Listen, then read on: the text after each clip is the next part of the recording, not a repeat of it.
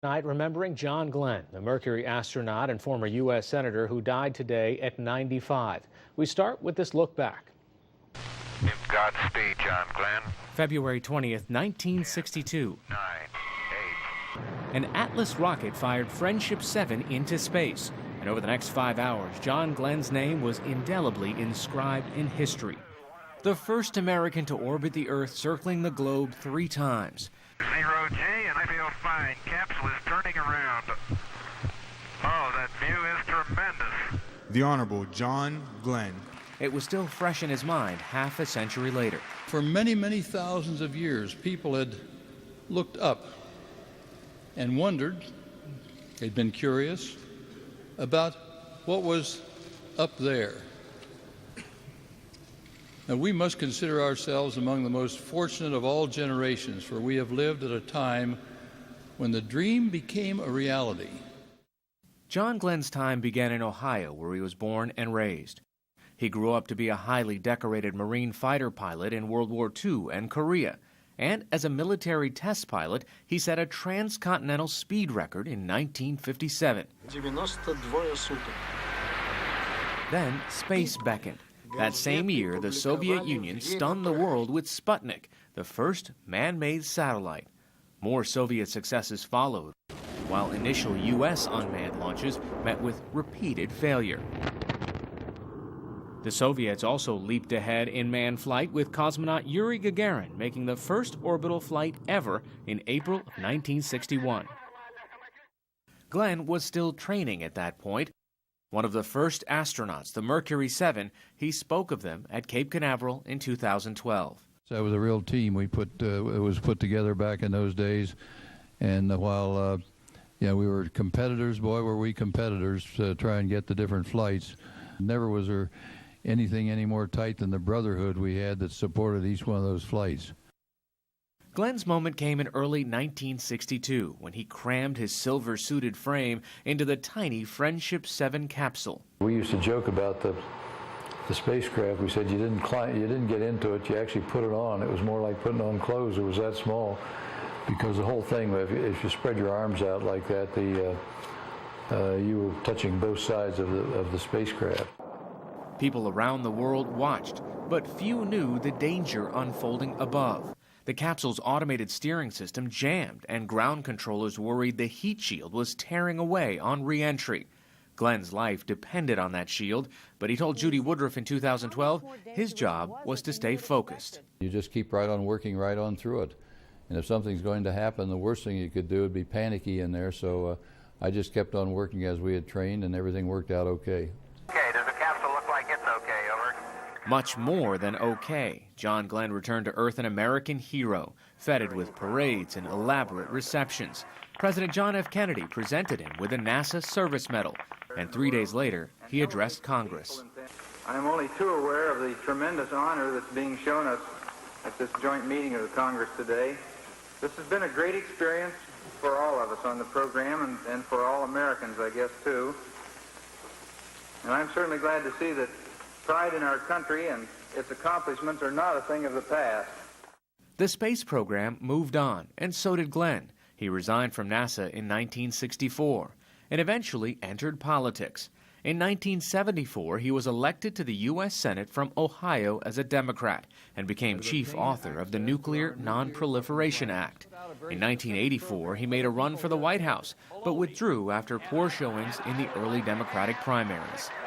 Ultimately, he served 4 terms in the Senate. 3, 2, 1. And in 1998, in his final months in office, he returned to space on board the shuttle Discovery. That earned him another first, at 77, the oldest person to fly into space.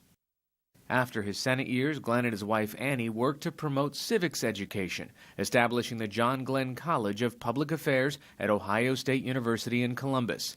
But his abiding interest in space was never far away. The aging astronaut sharply criticized President George W. Bush's decision to phase out the space shuttle program.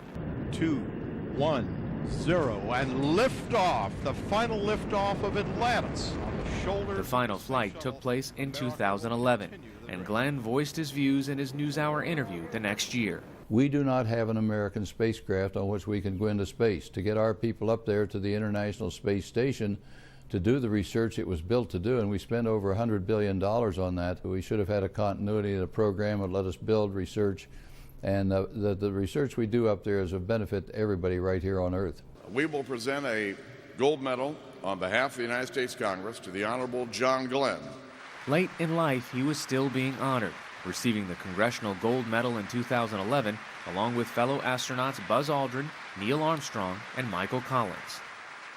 And in 2012, he was awarded the Presidential Medal of Freedom, the nation's highest civilian honor. John Glenn lived out his final years in Ohio after suffering a small stroke.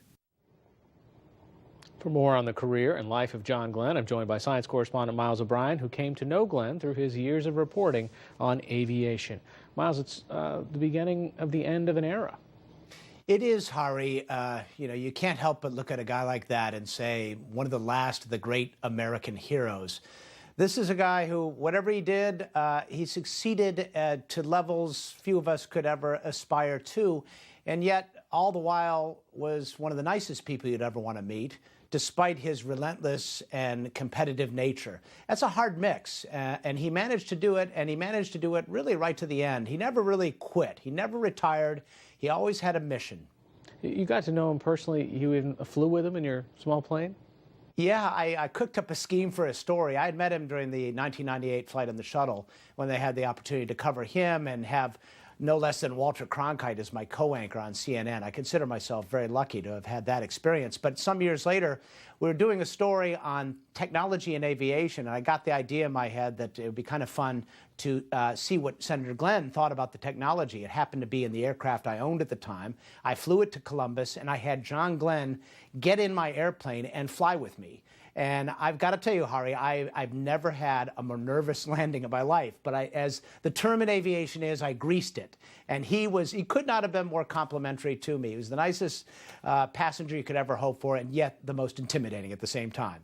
You know, he's almost a time capsule in a way of the relations between America and the world and what he meant to the space program, what he meant to aviation at the time, especially in the context of the Cold War.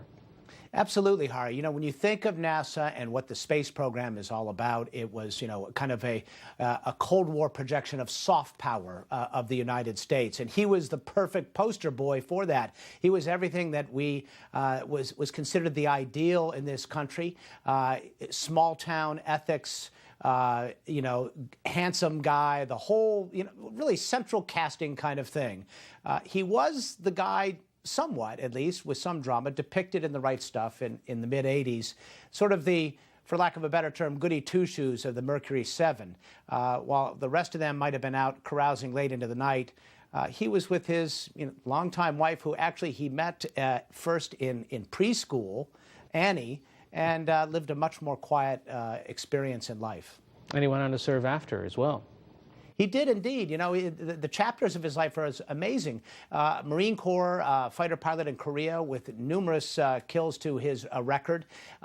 Set a cross-country transcontinental supersonic record as a Marine test pilot in the 50s.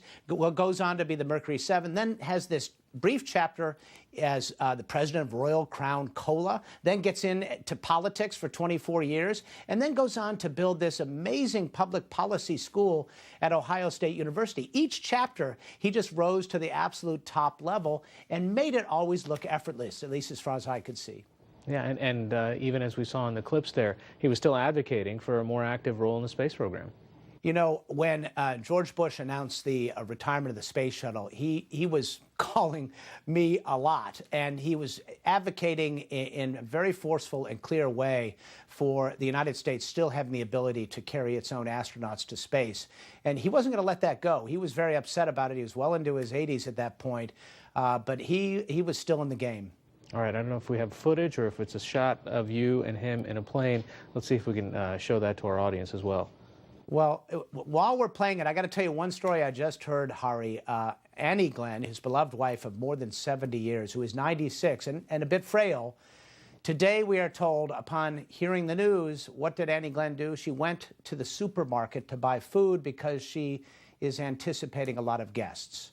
Oh. So that tells you a little something about her and them. They were an inseparable and wonderful pair. And he, talk about a life well lived. What more can you say? Where did he go wrong? I can't think of it. All right, Miles O'Brien, thanks so much for joining us tonight. You're welcome.